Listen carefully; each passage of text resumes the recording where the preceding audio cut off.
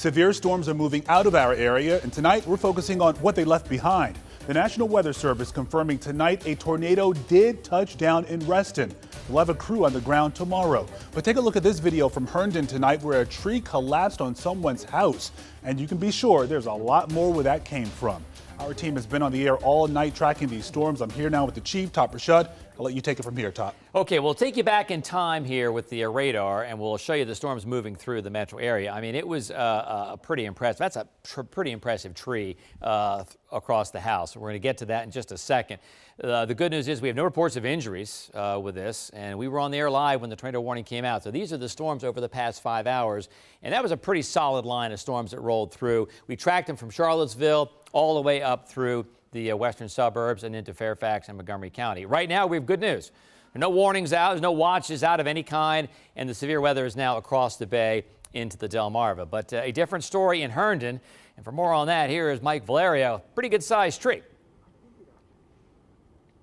Well, that's right, Top. Hey, good evening to you. Good evening, everybody. Let's just show you what we have here. This is Fort Lee Street in Herndon, and you can just see the length of this tree right here. I'm about 6 foot tall, and you can see those roots just about as tall as I am. We're going to try to stay as stationary as possible so our shot continues to transmit through this heavily wooded area. We got about 5 houses behind us, and people who live in this cul-de-sac going nowhere fast. We also want to show you over here as I pivot to the left.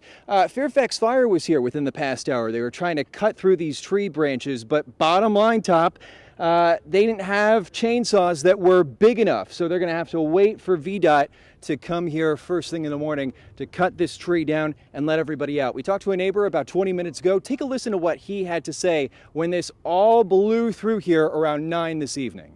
They've got one tree across the road, and further down about 100 yards on the right, there's another tree that kind of crashed into a house, caved into the garage and part of the top of the roof, but I think everybody in there got out fine and there aren't any injuries. Okay, so we're just going to show you the cracks in this tree right here because it's pretty incredible. You know, covering all these storms for the past 10 years of my journalism career, you know, this still is pretty amazing right here. This all happened within 10 minutes around 9 o'clock. Again, everybody is okay. No injuries. The National Weather Service that actually declared that tornado is here on the street, just sort of surveying the area. We have about, I would say, 2 more houses. It's pretty difficult to see with this lighting, but there are 2 trees that are on top of a home, crashed through the roof and into a garage and just barely missed a family. They are staying with friends nearby. But again, Top, the best thing to report, nobody injured here. That's the latest here in Fairfax County. Mike Valerio, WUSA 9.